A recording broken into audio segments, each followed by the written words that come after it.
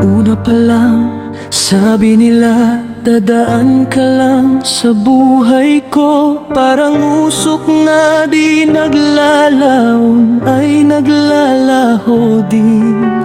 Sabi nila di totoo ang fairy tale, kasi mala Beauty and the Beast ang kwentong meron sa atin.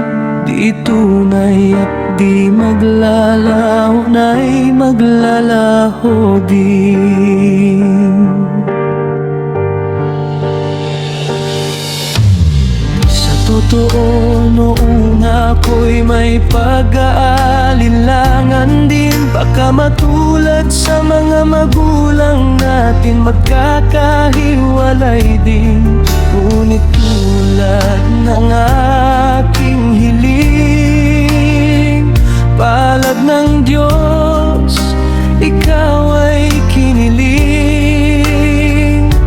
Papunta sa'kin, tayo'y binigkis at pinagsama. Walang duda, Diyon, ika'y isang biyaya na siyang ipinagpapas. Salamat po sa tuwina,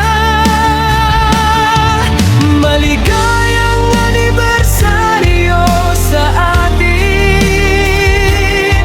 16 na taon ay magkasama pa rin. 3 anak ay mga dalaga na rin.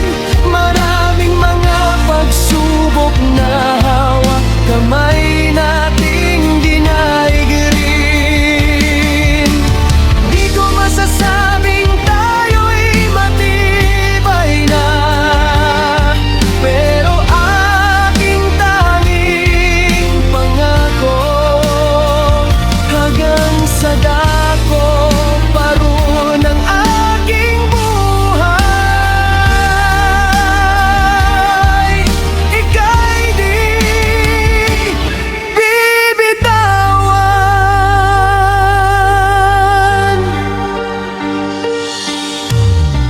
Malayo pang lakbayin natin, pero ano mang ating tatahakin, pangalan mo'y laging babanggitin. Ang puso kong walang hanggan na sa'yo ay nakahain. Sa pangakong sinumpaan, laging sasariwain. Tayo'y magsasama at di pa maghihiwalayin ng kahit ano at kahit sino man.